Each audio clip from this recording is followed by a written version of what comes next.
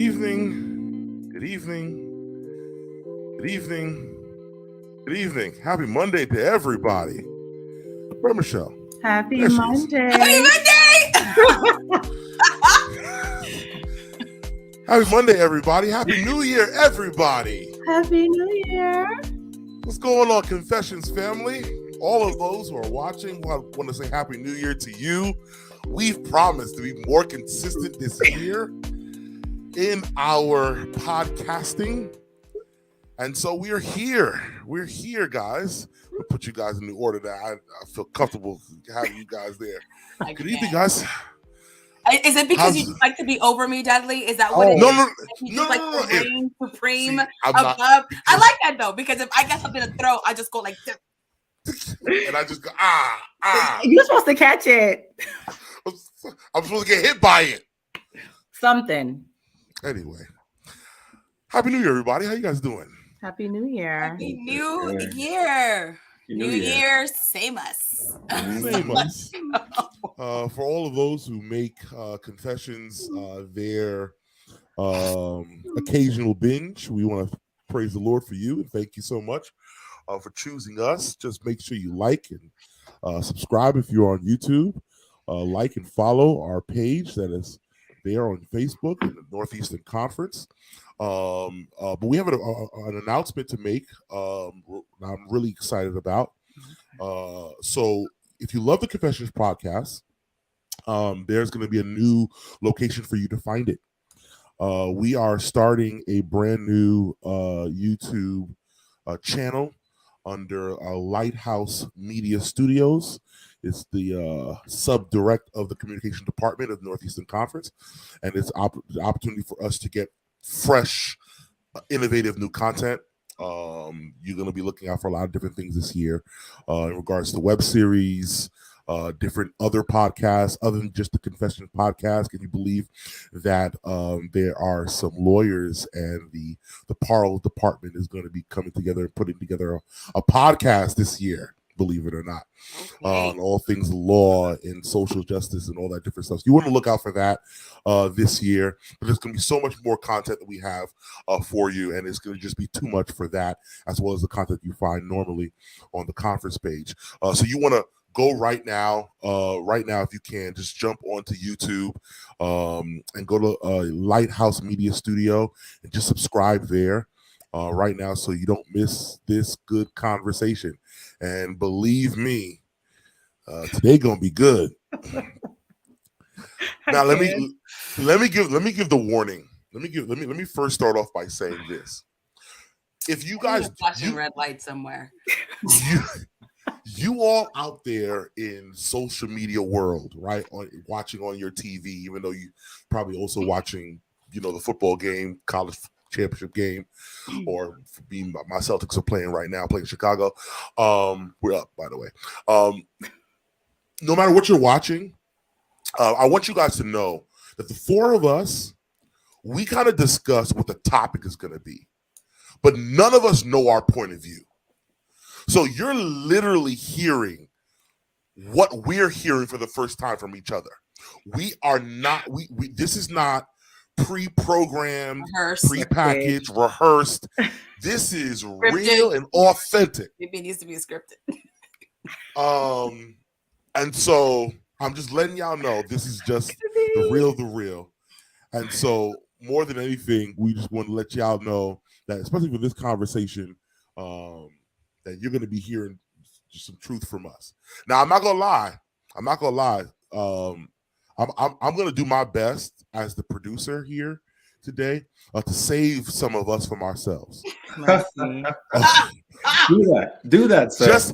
Just in case. Do that. Because some of us got jobs. Listen. You know what I'm saying? We all have jobs. Some of us got jobs contingent to what we might be saying. That's it. Correct. That's it. You all.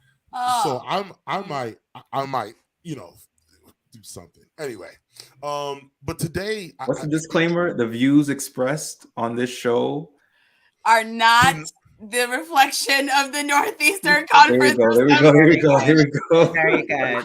Dr. Jules, if you're watching. We love you. We respect you. You're President Jules, please Please. To our administrators and our ministerial director. Yes.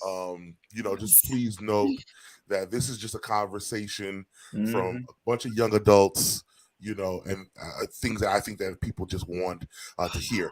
And we've been dancing around this topic because we should have did this topic last year. Correct. We talked about it back when we were talking to Snell. Right. Mm-hmm. Right. In the room. Mm-hmm. In the room. So this is back in April. Correct. Yep. And we put it off. So I think at this point, go ahead, E. That's an episode that hasn't been released yet. Correct. No. Correct. I still, you know what it is? There's a part of it I still want to edit. I just never had the time to edit it. But it's timeless, so the information is good. I have to release it. I promise before February is over, because you got youth convention this week. Before February is over, that episode is going to be released with Pastor Snell, your podcast team. We had the ability to grab the speaker director of Breath of Life Ministries and had a sit down conversation with him. So I'm looking forward to its release. Anyway, so they have to subscribe to Lighthouse to find that episode. Yes, there ain't no content that's gonna be found here on your Northeastern pages anymore. Go ahead, Edsel. That was good, Edsel. Come on, Edsel, give me 5. The other way. The other way. You got to go to your other hand. Yes. Yeah, there we go. Yes. There we go. All right. Good. All right. So if you want all this new good content that's coming from out of Northeastern Conference, you're gonna have to subscribe to Lighthouse. Lighthouse is going to be the sole platform by which you get all of the newer content, not just camp meetings or all different stuff, but just the original content that's coming from us. It's all through Lighthouse, so make sure you subscribe right there. It's pretty blank right now, but you should see some things moving over in the next weeks and months to come. Anyway, we got so much to talk about, I feel. But this has been the topic that we've been sort of dodging. And the topic, namely, for people who's even asked in the chat, which I'm actually encouraged by, because some people didn't come for the topic. They came because Confessions was on. So I appreciate that. But the topic for today is Christian relationship and divorce. And I think that is sort of up in the air. It doesn't necessarily allow us to land somewhere. And I think that's purposeful, because I want to see guys kind of see where our mindset, what our potential stories and experiences have led us. No,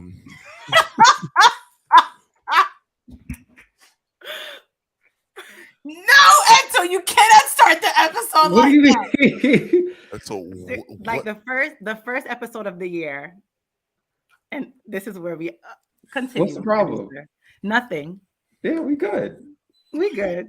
What's the problem? What's up? What is happening right now? Yo, tell me that masks have not been clutch in the pandemic to hide your facial reaction. Oh, is that what we're then? Listen, And tonight is not the night for that. tonight's not the night.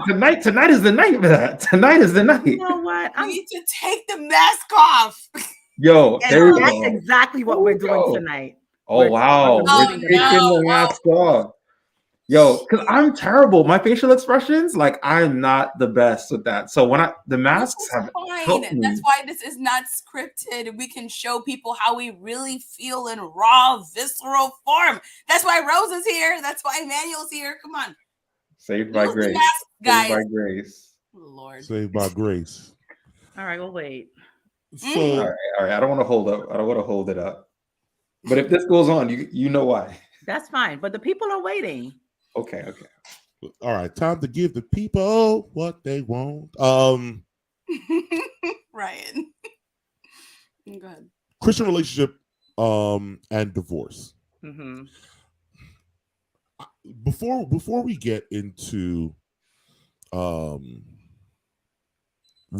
nuances of what the success rate for marriage is, the reasons and the causes by which you find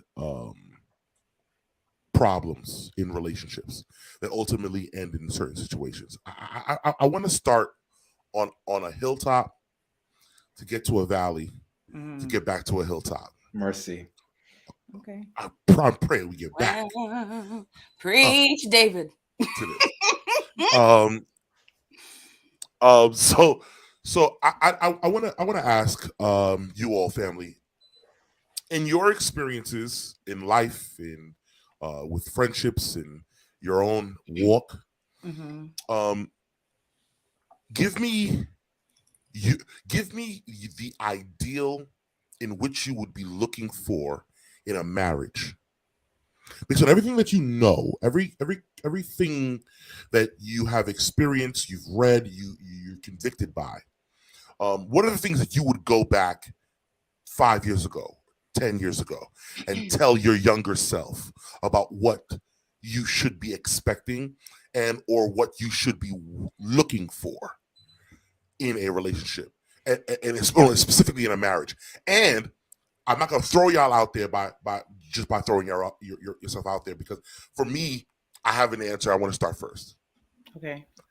If I were to go back, the first thing I would tell a younger Duddley. What age? What age, Duddley? Ooh, I know that's a good question. Even though I know you try to throw some shade behind that. No shade. It's just we need different information at different stages. Correct. Yeah, that's it. Yeah, I understand that. I believe back when I was at a point, because age is different, because you may be at a certain age but not at a certain life experience. And so for me, I would want to get to a point where I'm aware of what my purpose is. I'm aware more or less of what my strengths and my weaknesses are, and I am content with that truth. And the reason why I say that is because sometimes some people may not necessarily be good with who they are, and so what they do is they try to act like something that they're not. But when you get to a point where you're able to recognize, I'm strong in this, I'm not strong in that, and I'm okay with that, you're able to then, in hopes, be able to recognize what you're able to provide a relationship and what you're ultimately looking for a relationship to provide for you, because you know enough about who you are to know about what you need. So I would say to a point of maturity where I'm able to recognize what my purpose is, what my strengths are, what my weaknesses are, and am I content enough with who I am? Do I know enough about who I am? I don't know what age that is. Maybe you guys have a number, but that's the person. And the first thing that I would say, the first couple of things that I would say to that person is, number one, you have to know yourself. Two, you have to be able to recognize that most people that you meet are showing you the best versions of themselves. More or less. They're representative. Right. Okay. Right. A version of themselves. A version of themselves. Right. Okay. A version of themselves that they want you to see. Me. That's what they put. Go ahead. And so I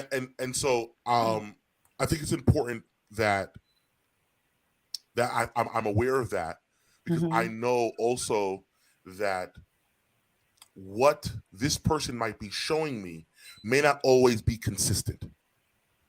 And so don't always fall so quickly for what is being presented to you.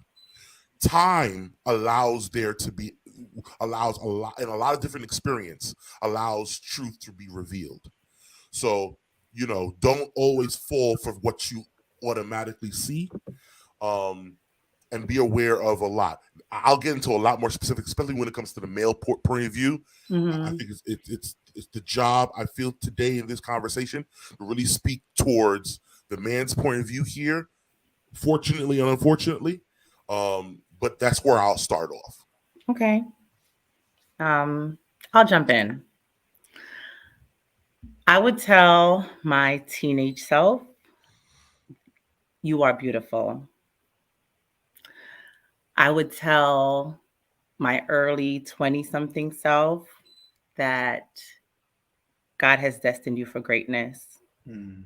You should not settle. I would tell my mid-20 self, you deserve to be taken care of. And what I'm telling myself now is I need to write my vision and make it plain, because God has something really special in store for me. And, as we talk more, things will come out because this is confessions. Um, but, a lot of what Duddley said is relevant to me as well. Knowing yourself, knowing who you are, because at the end of the day, people can show you whatever they want to show you. But if you know who you are, it takes you so much further, I think. Because a lot of the difficulty that I think I had in relationships is really easy to point the finger at the other person, but so much of it was because I did not know who I was. I did not love myself, and I did not give myself an opportunity to be treated the way that God would have me to be treated. It's good. That's real good. Honestly, I'm struggling. I don't think I would tell my younger self anything Mm-hmm. because one, I'm very happy with where I ended up. Nice. But then two, also looking back, I feel like I needed to learn the lessons I learned the way I learned them. Mm-hmm. I think if I had told myself some of these things, some of the things that I learned along the way, Mm-hmm. that I might have messed myself up. Like the lessons were just hard enough to teach me and to teach me well. There was one question though that I learned early. I kind of used it because I learned I had some blind spots. Mm-hmm.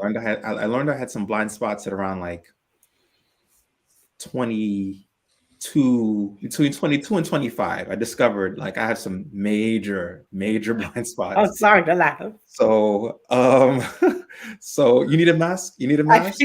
think we met around that time, Edsel. We did. So I realized I had blind spots. There were things I couldn't see clearly about myself and about the world around me. And a question I developed that helped me was, if you marry her, you have kids, Mm-hmm. and you die, will she raise your kids with the values you want your kids to be raised with? I had to develop that question in order to, yeah, because none of the stuff that we, especially as men, are socialized to value matters. If you marry her, you die, and she raises your kids, right? It doesn't matter, right? Mm-hmm. So if the answer is yes, you would still raise your kids with the values you want your kids to be raised with, then like the core qualities are there. And I had to develop that for myself, Right. in order to check my blind spots. Got it.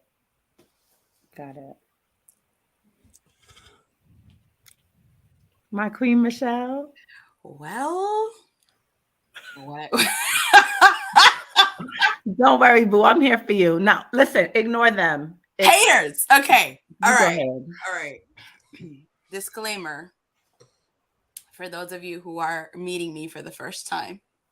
I'm the Amanda Seals of this group. I keep it 100 all the time, at all times. Okay. And I say things that can sometimes put my ministerial license that's hanging behind me on, tight ropes. But I'm going to just tell you what it is. I wish that I understood this when I was younger. Mm-hmm. Number one, just because you're both Adventists does not mean that you are equally yoked. Oh boy, sips tea. That's number one. Number two, you are not your trauma. God. A lot of people, I'm not going to explain anything. I'm just going to say the things. And number three, you attract a part of yourself. Yes. That you believe is what you're worth. Yes. That's it. Those are the three things I would tell myself. I told myself those things, And now Yeah. I'm in a very happy place. Yep, So yep. it worked for me. That's Yep. all. Very happy. So, Post Nancy in Creole. We'll translate Nancy's. so I don't know what does that mean? Forget it. We Yeah. can't translate that. No, we can't. There's a I was gonna say it. I'm glad you didn't say it. there's a question that C. Joseph put up Okay. that is trying to get us in trouble. Yeah, I love it. But I think for the sake of the conversation, I think it is mature enough to say that and to be as transparent as possible, lest wouldn't be confessions. So let's go around and let's talk about our status, where we are right now, what we might be aspiring also to become if you are not comfortable with where you are right now. I know what I'm saying. I am happily married, close to a decade. A decade, bro? It will be. Wow. Yeah, it will be. And so I am, yeah. So I still feel like it's relatively new, only because I guess there's just been so many new things that have happened that it just keeps things fresh and it keeps you on your toes. So I don't feel bored in it yet. I mean, having 2 kids will keep you on your toes relatively.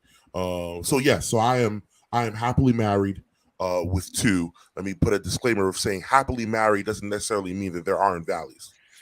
But in the conclusion, I'd like to determine and define it to be happy, though there are some times, Life. that's life. Mm-hmm. Ingrid? Hi, Kemi. One of my best friends is on. Hi. I am. Oh, look who needs a mask now. Look at her. Yeah, look at hold on. Well. I was answering you. I got you. I'm Ingrid. I am unfortunately no longer married. Which means I'm divorced, unfortunately. And I guess we'll talk a little bit more about that, what that means, what that looks like, how that feels or how it felt. Yeah.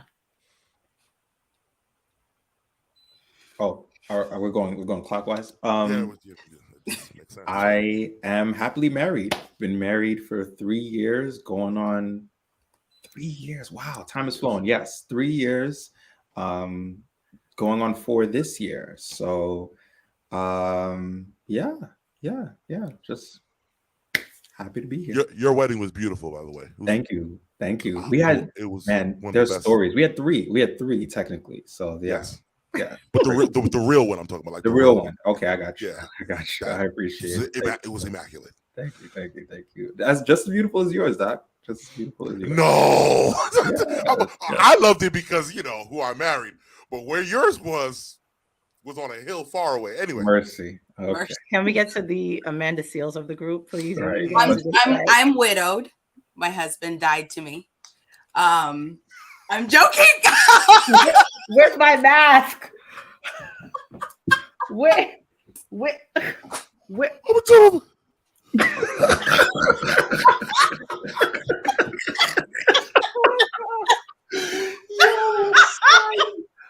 I was not ready. Okay, I'm sorry.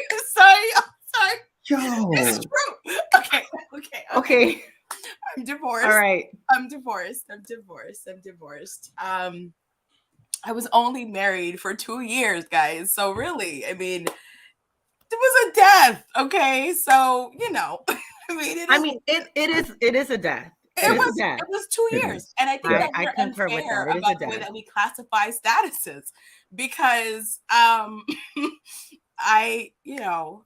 to be honest, he did kill a part of me, and I probably killed a part of him. Oh my so God. To call us widows, he's remarried, but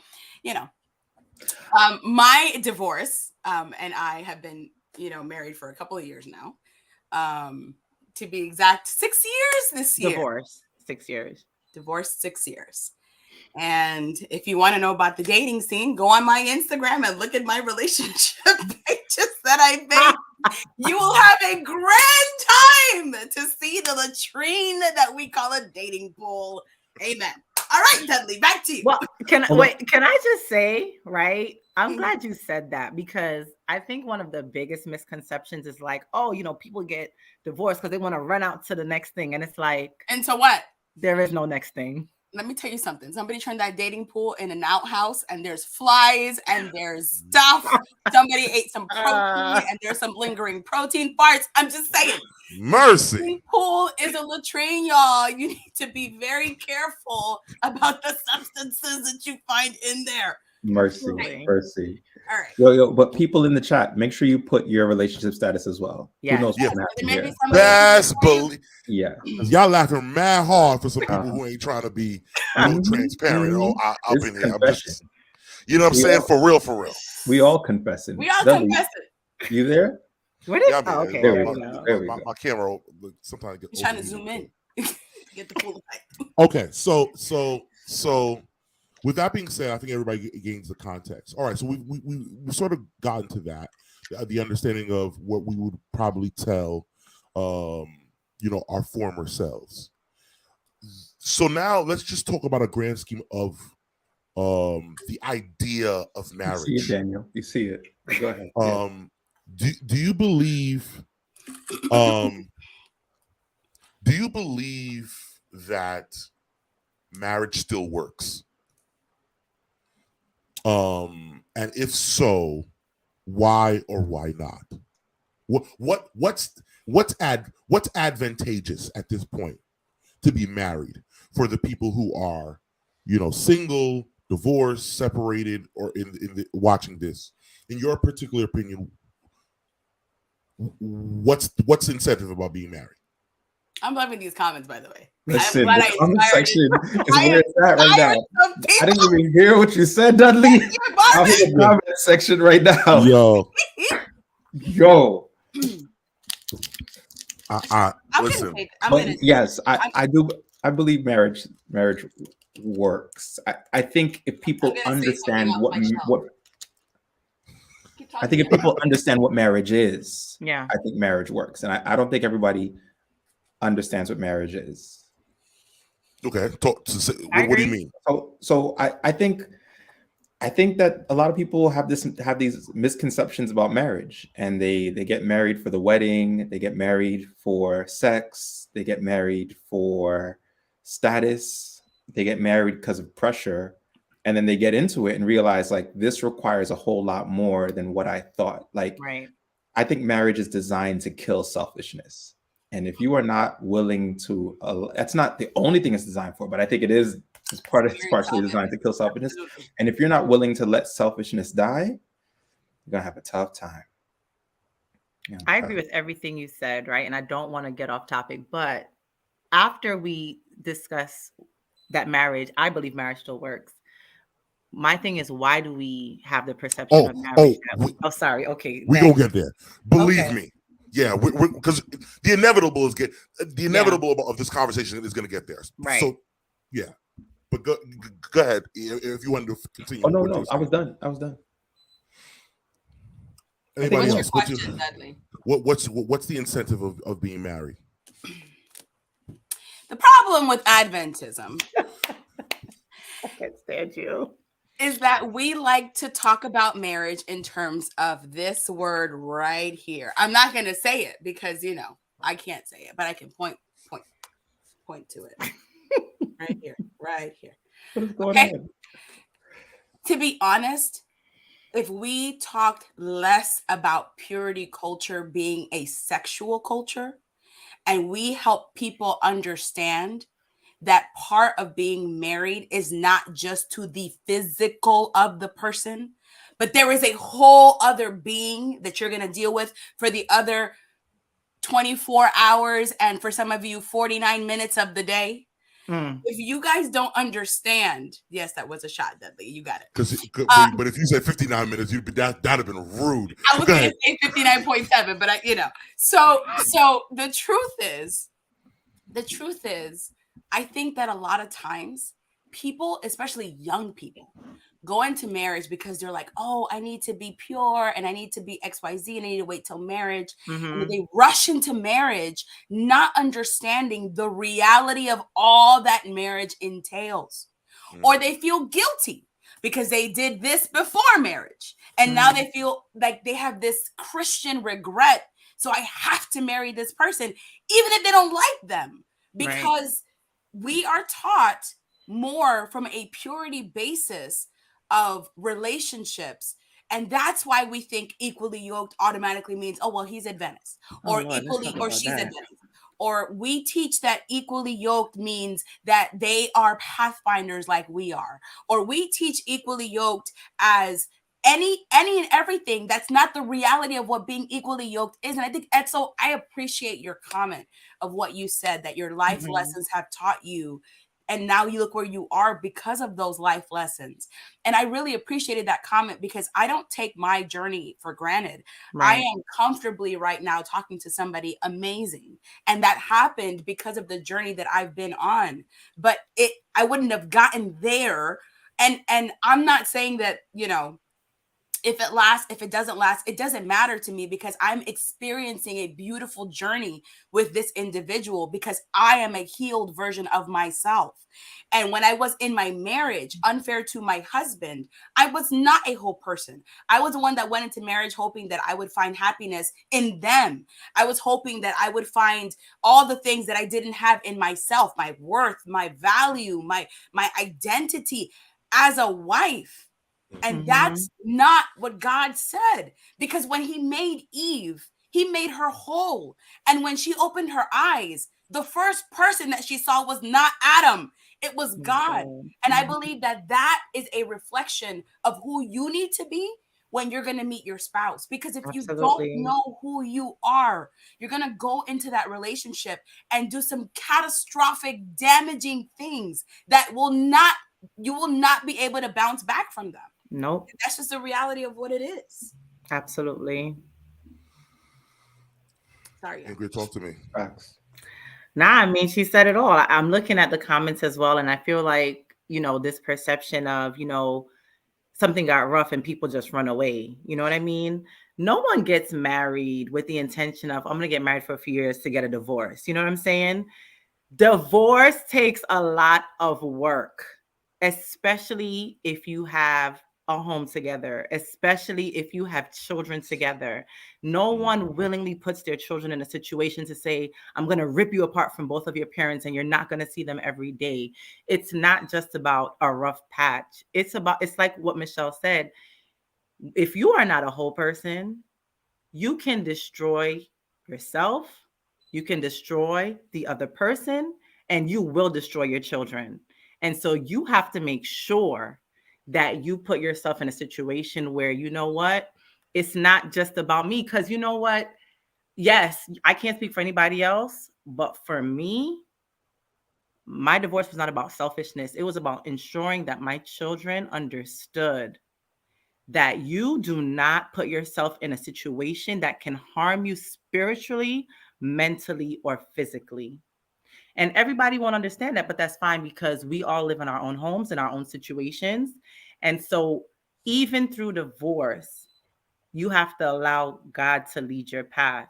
At the end of the day, if we all believe that we're Christians and God loves us and, he sees us through our mistakes and our sins and whatever the case is, we can't judge and make it seem as if people divorced because they don't know who God is.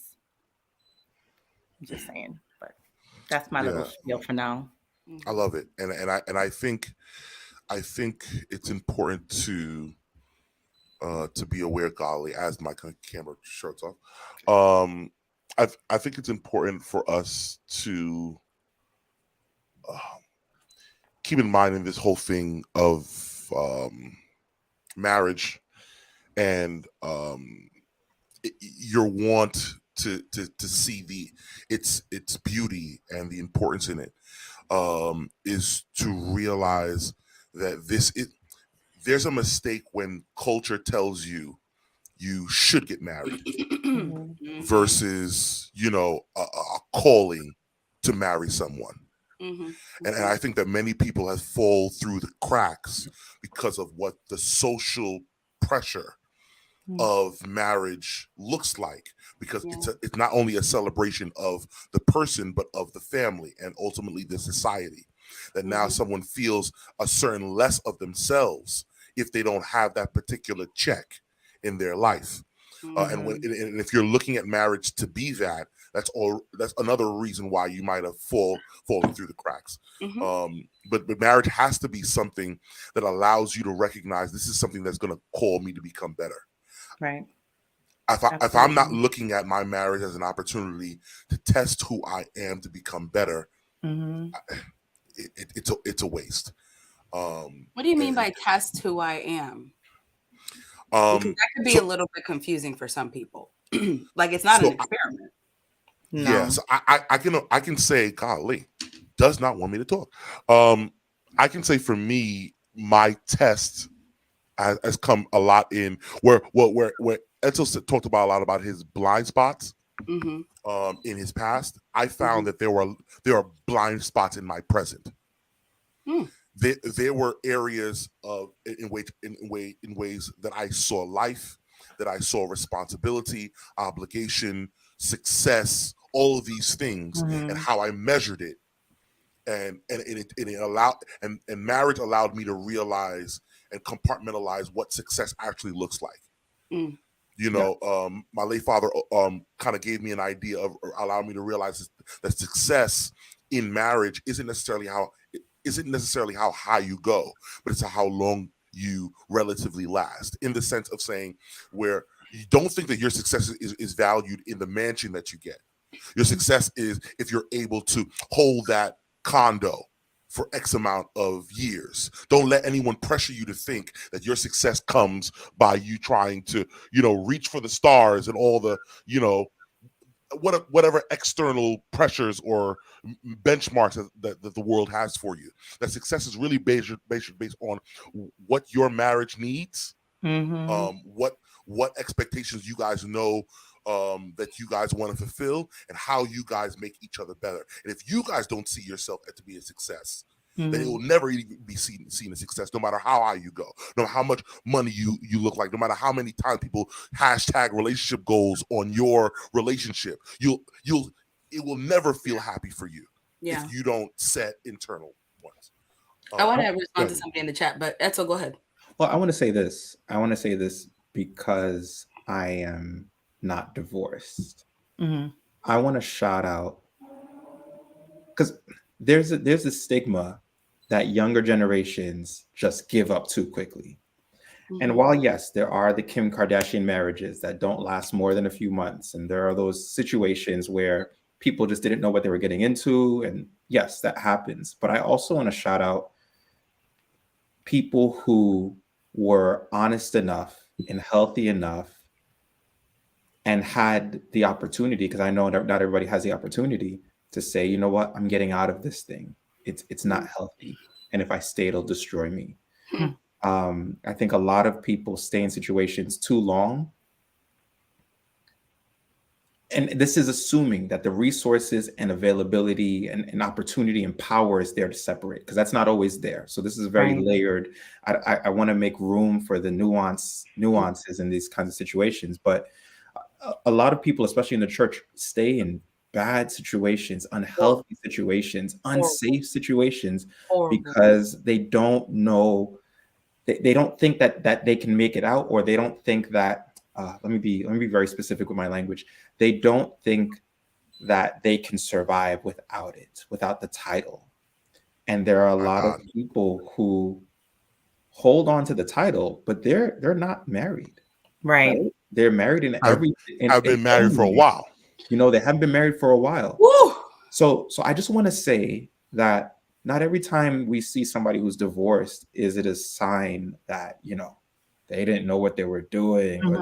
No. There are some really good actors out there. And And see, Anybody can get caught up. Anybody can get caught up. Like it is so important for us to not look down and think, hoodwinked. it can happen to anyone. Mhm. So I just want to put that out there, and just kudos to the people who made healthy decisions. The other thing, the other trap I see a lot of people get into is you're growing with somebody and then they stop. Oh God. They just stop. And it's like, It's marrying somebody with a growth mindset versus a fixed mindset. yes. So I just want to put those things out there. Like I think the church, not the church, people are very quick to judge people who have been divorced, and they don't always understand what these people went through, the hell that they endured, how long they endured it, what they had to do in order to escape, how much they left behind in order to save themselves. What they put at stake. I'm sorry? What they put at stake. What they put at stake in order to get out. So I just think that there should be a lot more respect and empathy for people who have dealt with divorce. Can I just say, so those of you who don't know me, like Kemi. So I'm a Seventh-day Adventist pastor, right? In our church, there's only 2 ways that you can get divorced and keep your job. Just 2. One, I think they added one not too long ago, but that one is kind of hard to prove. So one obviously is cheating. When your spouse cheats, you can get divorced. But it has to be physical cheating, because if they were just doing it on social media and never did anything with it, then you're kind of out of luck. And that's not biblical, but go ahead. Bingo. Okay. That's one, cheating. The second one is physical abuse. If you're being physically abused. So he could be yelling at you, but not hitting you, and you don't have a way out. I need somebody to catch what I'm trying to say. He could be abusive in 7,000 other ways, but if he doesn't put a finger on you, or she doesn't put a finger on you, because it goes both ways, you can't get divorced according to the church. Amen. Thank you, Mota, for saying that both ways thing. Because I know that women can be extremely abusive, and that's why I said that. The third way that you can get divorced is if and only if they abandon you. Now, the abandonment clause is tricky, because you have to prove that the abandonment was not just that they moved out of your house and moved down the street, because they would say that you're not abandoned. An abandonment clause almost goes into the areas of like, you don't know where the person is anymore. Like you absolutely do not have any contact with them, and they have absolutely and totally abandoned you for years. And can we just talk about the fact that there are some of you that are living in houses that are currently abandoned by your spouse, and they sleep right next to you? Mercy. So to me, as a pastor, getting divorced in the first year of my pastoral career Mercy. was, in other people's eyes, career suicide. Right. And you're a female pastor. And I was God. the only female pastor in my conference. And they were telling me things. My members, God, I love those people, would come up to me and say, Pastor, you need to show us what grace looks like by staying with your husband. They would say things like, we don't know what's going on, but if you're going to get up on the pulpit and teach forgiveness and teach grace and teach mercy, shouldn't you be exhibiting these qualities? My And Lord. they put these expectations on you to be this perfect individual. And they thought, even though I had grounds for divorce biblically, that somehow I would still lose my job. And it did hurt me, because I found out later that I was being placed for another position that was much higher than the one that I had with my first 4 church district that I was in. And they decided not to give it to me because of the clause, well, she's getting divorced and we don't want that to be on a too big of a stage. So they waited until after I was divorced, after everything was through, to give me the next assignment. And it was so much to go through. But I'll tell you what, and this is the craziest thing, what held my sanity together was my church work. It was going to the hospital and going to my member's house and going to divorce care and doing all the things that I needed to do, not to occupy my mind, but to understand that the strength that I was looking for in a partner, I had in myself all along. So the time that I spent healing, doing the work, therapy, divorce care, having friends that were divorced as well, having friends that were still in healthy marriages that I know what to look for later on, having people that would speak positively into my life, that encouraged me to go to the gym. I lost 60 pounds when I got divorced. I cut my hair and accepted my natural self. I don't wear fake lashes or fake nails or fake hair because I went on a journey of self-love. All of this happened because I decided that my divorce would not define me. And if the church was in a place where we would allow that type of recovery for people, I think Edsel, more people would feel free to leave those damaging relationships. They would feel like, hey, I have a place where I can go and be supported through my journey. And those that are in relationships that could be saved would actually, like, before it gets to that breaking point, I'm saying, they would actually feel free to go to a place. And this is not bashing churches, by the way. There are churches that do this. My church is one of those churches. So I want people to know, like, marriage is hard work because it's work on yourself, and it's a spouse that has to be willing to work on themselves too. Right. And if you can't combine those two worlds, I think somebody made the comment, you spend more money, more time creating a wedding than you do in actual counseling and in self-work. And you spend all this money and all this time. I had over 500 people at my wedding. I mean, I understand. You spend all of this time and money to go and celebrate somebody. They're not planning to get divorced in that moment. They don't walk into the wedding saying, yes, I'm going to do this for 20 minutes and then I'm going to peace out. Right. No, I don't believe that everyone that goes into marriage, there may be some people, but not everybody that goes into marriage goes in with the intention of getting divorced. But also, I believe that not everybody that goes into marriage goes into it for the right reasons.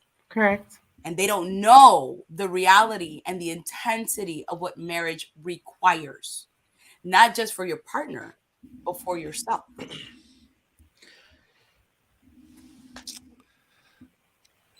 Especially with the stats of 1 and 2 get divorced. Sorry. Yeah. It begs me to ask the question, with everything that the church and, Christianity has sort of given us as guidelines for us to consider divorce, has the parameters for considering divorce increased? And if so, what are the things now that should be considered? What are the things that, even if it may not necessarily get all the way to divorce, that people should be aware of as red flags? This relationship is not healthy, and stop acting like it is. Can I go around your question real quick? Okay.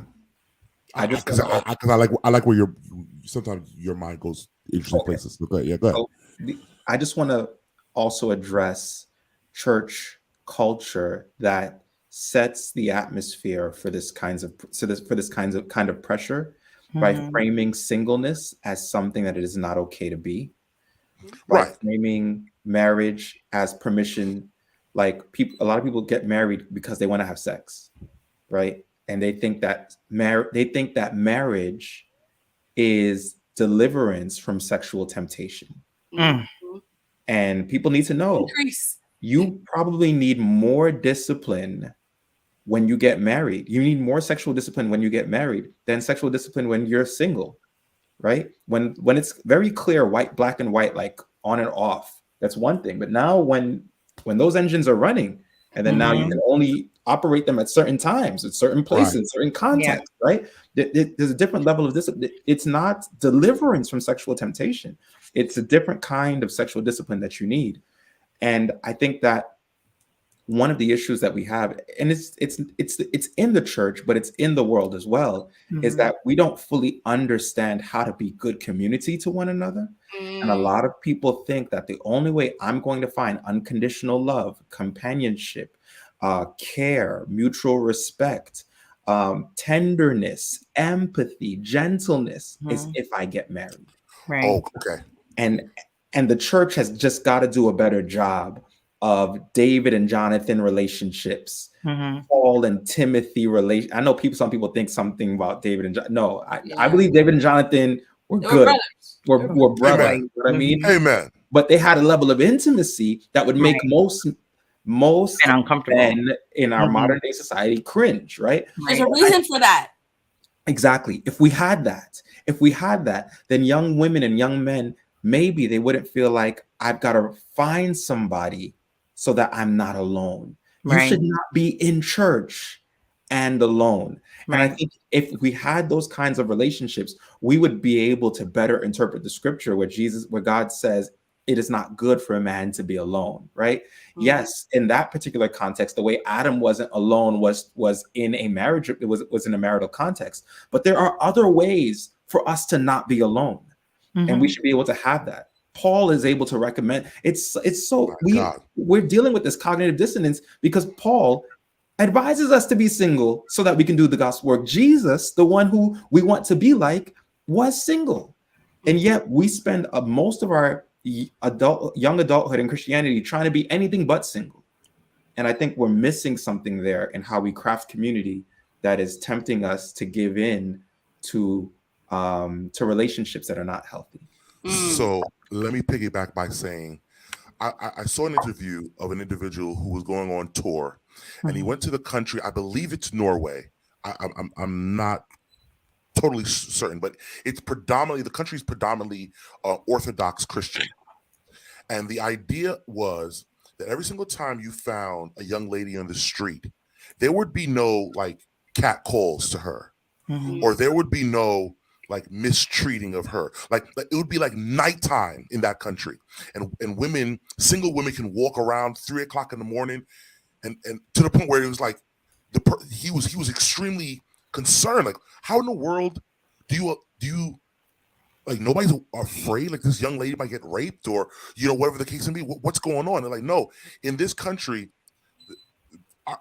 it's Christianity allows us to recognize that women, and by extension, people, are part of your family, and when you begin to start to have an appreciation and a love for people, so much so that it's ingrained into your culture, you realize that level of disrespect it's not even considered. And so when you live in the ideal of what Christianity is supposed to be and exude the type of love, that agape love that Christianity teaches, you can afford to miss sometimes even what marriage offers, because you can get it saturated in a lot of different ways. Now I know that there's a freak on the chat who might say, "What about sex?" Right? But and so obviously there are certain things that they won't be able to provide you, but there's a lot of things that obviously marriage is supposed to offer that many people aren't. I was gonna say, because I'm like, that's not a freak. I mean, I love sex. My mother taught me to love sex. Hold on. So let me ask you a question. Okay. Why is the word freak a negative connotation? It is. Because it shouldn't be. Loving sex shouldn't. It's a word that's used to describe sexual activity to unhealthy amounts. It's almost like an addiction, almost, when you call somebody a sexual freak. I'm not saying that's how you're using it. But if it's in the confines of marriage, and the Bible says that everything in the marital bed is considered to be all right and holy, then that's a different conversation. Let's say that for next time. Don't do that. Somebody got fired for something like that. Relax. That's why your camera went up. Yeah, your camera's trying to protect you. For real. Yes, it is. It is. Oh, I think that there's beauty in singleness and in marriage. Absolutely. This is not either or. This is an and. Yeah. I think it's a beautiful journey. I've been married and divorced and single and widowed. It's okay. Like the reality is, Don't do it, Edsel. The reality is, as we journey through life, Mm-hmm. the beauty of who we are is engulfed in who I am and how I share that experience. Mm-hmm. And so whether I share it with someone or I'm doing it with someone that's not my partner, meaning friends and family members, it's still a journey that I'm not alone on. Right. I think the problem is that people equate singleness with To being loneliness. alone Yeah. and lonely. Yeah. And let me tell you something. You could be single and full of everything that you could possibly need and married and absolutely alone. Lonely. Yeah. So I don't like when people try to put those things into little boxes. When you're married, you have a partner. Do you? Because not everybody has that. Right.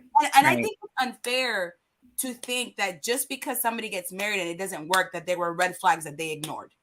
Yeah. I'm sorry.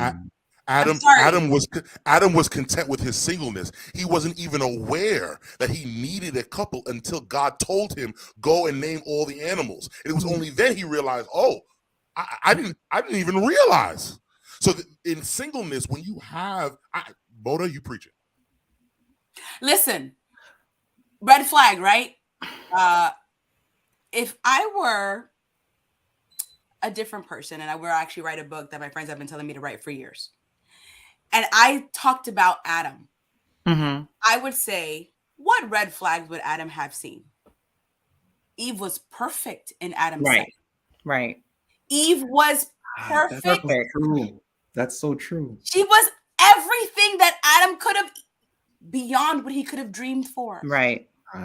And then something happens and Adam literally loses his life that he knew because of the woman that he married. So I don't like hearing people who are like, you ignore them. Sometimes you don't see them. That's real. In Spanish, the word for boyfriend is novio. And the word for girlfriend is novia, right? So we make a joke out of that in my culture. I'm Dominican, y'all, by the way, those who don't know. We make a joke in my culture when somebody is about to get married and we're looking at the girlfriend like, what are you thinking? And we go, pues ese novio, novio. Novio, like the compound word of doesn't see. Novio. Wow. So we say when you are in a relationship, you don't see. There are things that you just don't see. And that's why community is so important, because there are things that they see that you don't see. And Adam, if he had stayed in community, I feel like in that moment, right? If, we love to talk about Eve wandering away, whether she physically wandered away or whether she just churned and started talking to a serpent. It's a big theological debate. We still have it in our churches. People don't always agree on what it means. The Hebrew says she churned.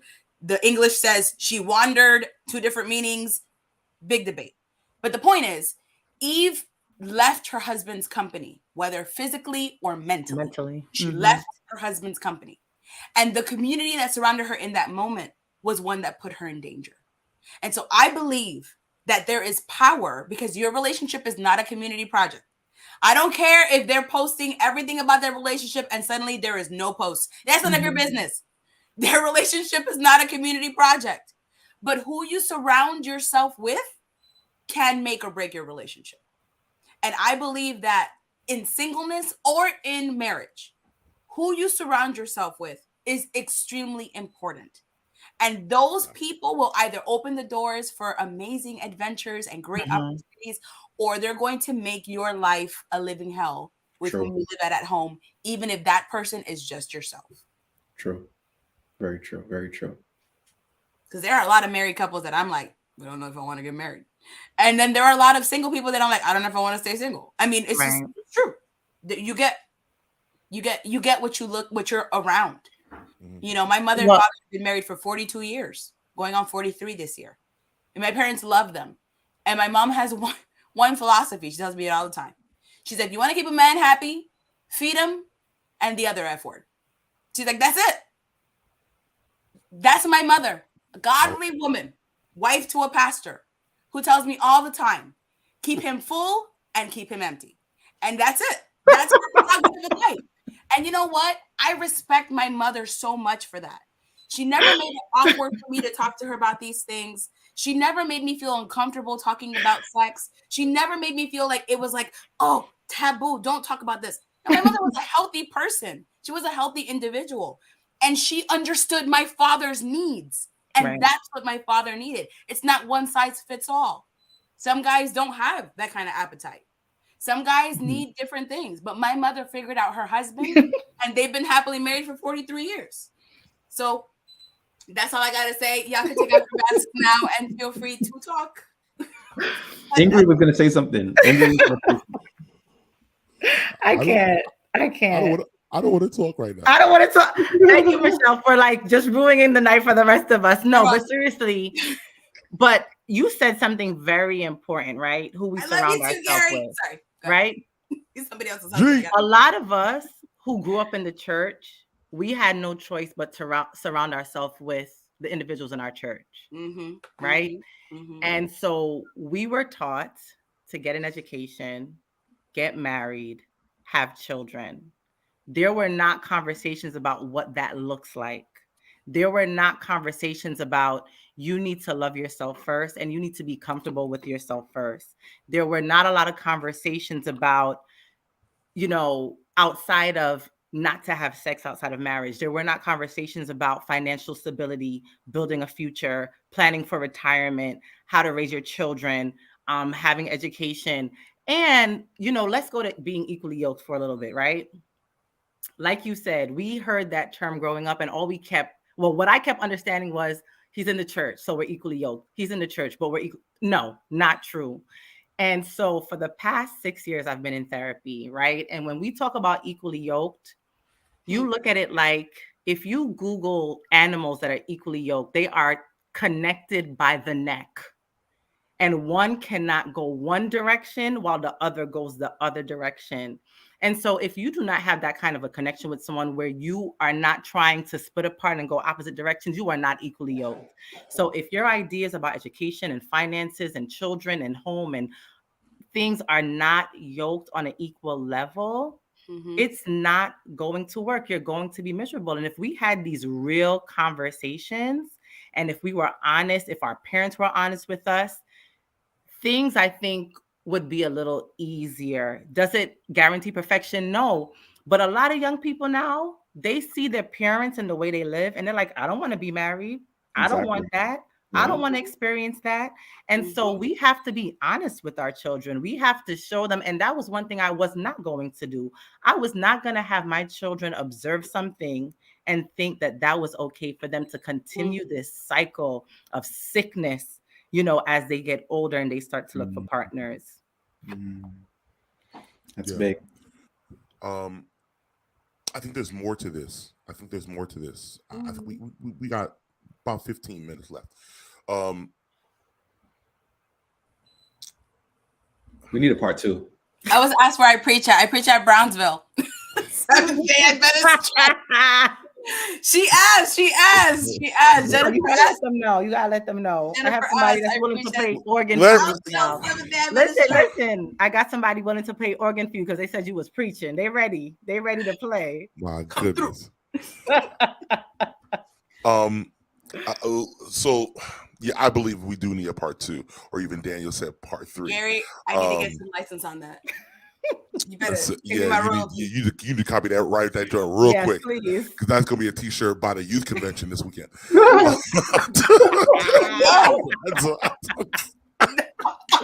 Yes. Yo, imagine the vendor. Imagine if the buy one get one half off. Full and keep them empty. Good Lord, have mercy. So, in the areas of talking of relationships, some might end in divorce, and I believe the numbers aren't really up in our favor to that degree. If there is a word that you could speak to someone to give them balance with this entire subject, if there was a word that you would allow someone to leave with in this part one, what would it be? I'll start out. So I think in an attempt to be balanced with this conversation, we've tried to shine some light on aspects of divorce in the church that aren't often covered. Mhm. But we don't say this to say that we are pro-divorce. We Right. are pro-health, Mhm. right? Absolutely. We are pro-healthy relationship. We are pro-healthy covenantal relationship. God still hates divorce, but it Mhm. doesn't mean he hates divorcees. But I believe he hates the circumstances that break covenant because that doesn't represent him. Say that. What I would say to encourage people is when people get married, you're not just making vows to each other, you're making vows to God. Mhm. That's the reason why you do it in the presence of God. You're making vows Yeah. to God about how you're going to love your partner and how you're going to show Christ to your partner. And I don't think that we think enough about the fact that we are committing to co-laboring with Christ Mhm. as he works on saving the sinner. Mhm. And if we take a close look at what Jesus had to do to save sinners, Mhm. then we have an understanding, a better understanding of what we sign up for when we choose to get married. Mhm. If you're getting married for all of the other stuff, all of the benefits, but you're not signed up for the process and for the work and for the sacrifice, Mhm. you're not ready. Just be single. But there's no need to enter into this thing and not understand that you're taking on so much more than a tuxedo or a white dress or a last name or a family name or whatever benefits you think come along with it. Be prepared to make those vows to God about how you're going to love your partner, how you're going to show Christ to them, and be prepared to lay down your life Mhm. in terms of your selfishness Correct. in order for you to partner with Christ in consecrating one another. So that's what I would say. That's good. Very. I would say, in addition to what Edsel said, divorce says hate divorce as well. It is a Wow. Say hard. that again. Say that again, Ingrid. I maybe my thing cut out. Say that again. I Wow. said divorcees hate divorce as well. Mercy. It Wow. is a lot of work. And, like I said, And I've spent expensive. yes, I've spent 6 years in therapy, um, working through different things to be my best self. Mm. And so at this point in my life, I ensure that whatever steps that I've taken have been God directed. And I mean, he shows himself so clearly. I can't give the examples, but right now, but he shows himself so clearly, maybe in part two, as to the steps that I've needed to take. And it's given me the assurance, number one, that he still loves me. And number two, that whatever is in store for me, whether it is continued singleness or marriage, I'm going to ensure that it is what God wants for me and not what I think I want for myself. I've drawn a lot of lessons out of my experience that I think will help me to be a better mother to my daughters. And as they get older and they start to date, it allows me to have certain conversations with them that I probably would have never even thought to have. And it just gives me a greater appreciation for marriage and what God created it to be.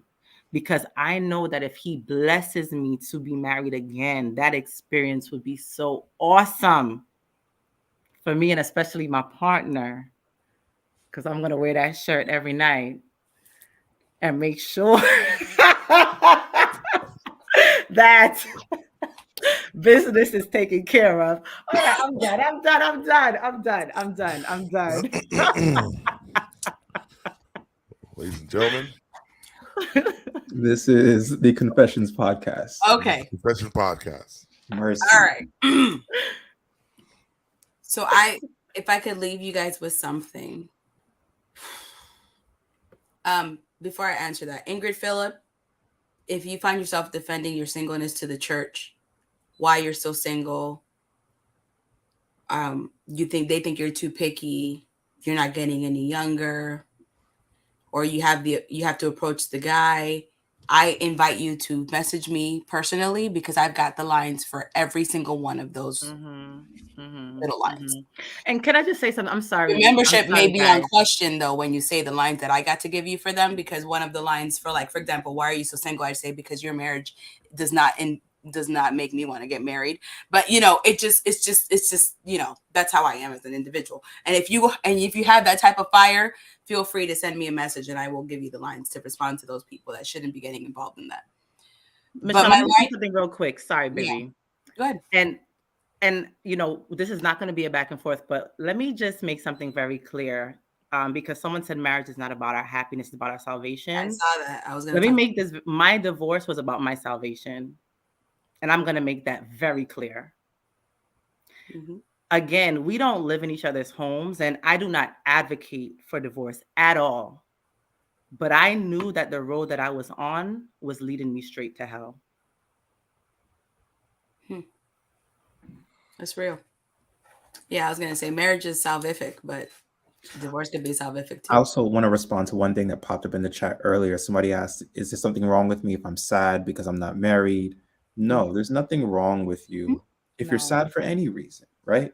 But I think we are encouraging you to try and distinguish between personal pain and communal pressure. Right. Thank you. Yeah. Thank you. Right. Yeah. And that's exactly what I was going to say. This is my note to leave. And I love that you said that, Edsel. Thank you. Get out of the sunken place by having the hard conversations with yourself. Absolutely. And the sunken place can be both marriage life or single life, because you get so into this zone that you don't even know who you are anymore.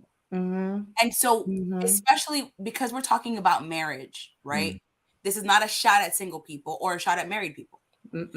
This is something that individuals need to understand about themselves. Right.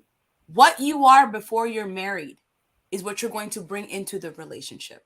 If you are a sex addict before you're married, you are going to bring that into the relationship, okay?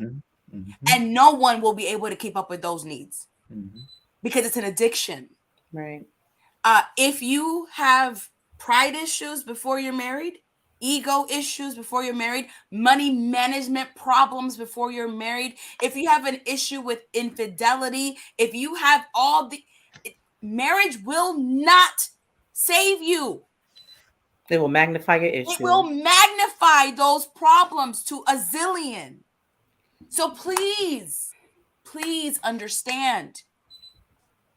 God created marriage because he wants you to grow as an individual. But you cannot grow if you are not honest with yourself about your hangups and your proclivities and your generational issues and your family trees before you get into that relationship, because those are the luggages that you will be unpacking with your spouse. Yeah. And if you're not having those hard conversations with yourself, you bet your bottom dollar you're not going to have it with somebody else. And all that stuff is going to come out. Because trash bins that are full of trash need to be emptied. There's something that Ty Gibson said. He gave a quote that said that the church of this generation is full of intellectual believers and emotional atheists. And so the premise by which I took that is that we root a lot of things in which we believe based on what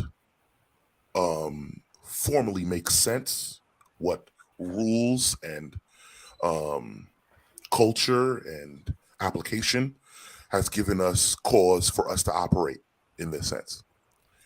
And everyone who doesn't live in that space, whose context of how they connect to God is solely based on how they feel, doesn't have a true, or the church doesn't believe they have a true connection with who God is. Mm. And I believe that this, like the four of us, right, which more or less is representing what the future of the church is going to be, right? The four of us are, we are presently, but there's some people who are still holding on to certain positions, right? So for us, I see us as what the church is going to be. Literally, executive committee members,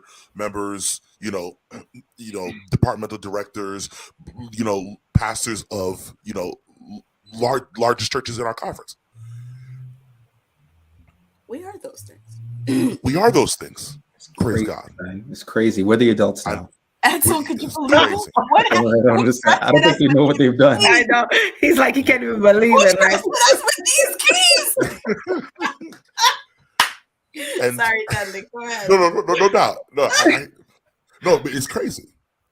And I say I think it's our responsibility for us to do things like this and to change the paradigm of what the church can be, because I believe that when we begin to start to accept who God is and how God chooses to govern the world, we begin to start to realize that it's never really been about rules. It's always been about relationship. mm-hmm. It's always been about health and emotional and social balance. And God's ability for him to jump leaps and bounds, hurdles for the sake of our own emotional health is testified throughout his word. And if you don't realize that that's how God operates, that his word is about saving people from themselves, saving people and helping people from themselves, that you don't know who God is. And so our efforts from this conversation and for other challenging conversations is for us to lead us to a point of seeing God the way God wants to be seen. Mm-hmm. To not have a little horn ideology, a distorting image of the character of God. And sometimes we look at a little horn ideology and think that's rooted in papacy or in other faith groups, and you have little horn theology rooted even in our own church. Mercy. Ways of which we think that it comes by the law and the letter of the law, and if you don't follow by these particular creeds and mentalities and positions, then you're not of God, and that is so unbalanced to how God operates. Right. And so we hope that through this conversation that you find a recognition that God wants the best for you, and God has ways to allow things to happen the way it needs to happen for your health, for your salvation, and for ultimately the character of God to be amplified. Amen. And I think that's our responsibility. That's our burden, family, is to undo a lot of the things that the church has done. Yeah. Well, the church is people. And they're products of their systems. And the system created this ideology. And it's up to us. We love the church. We do. And not just to undo it, but to build a healthier future for our church. Yeah, because that's a problem. Everybody wants to destroy. Nobody wants to reform. And that's not it. It's not destruction. It's a reformation. Exactly. The opposite of war is not peace. It's creation. War destroys. Creation makes. And if we can understand that, I think we'd be in a much better place. Absolutely. So don't close this out, because somebody asked, what's the new platform we're going to be on? What's the new platform we're going to be on? All right, so let's end this the way we started. So if you appreciate the podcast, the Confessions podcast, and you just want to hear more content from us or from other things that we are going to be able to produce, web series and different things that are coming out from the Northeastern Conference communication team entitled Lighthouse Media, then we want you to subscribe right now to our YouTube channel, a brand new YouTube channel, literally called Lighthouse Studios. So just go to youtube.com/Lighthouse Media Studio. Just look it up, Lighthouse Media Studio, NEC Lighthouse Media Studios, and you will find us. And just we can start to subscribe. We will begin to be featured on that platform. And no longer on the Northeastern platform per se. It's a sub-direct of a Northeastern platform, but you'll have a lot more content. So we'll be a lot more free to even be even more candid. So if you thought we were crazy now, kids, wait till you see season 2. wait till you see. I want to shout out Gary, who's on the chat, who's probably in bed. As one of our assistants, and Cheryl and all the people who are part of the communication department. Shout out to you guys.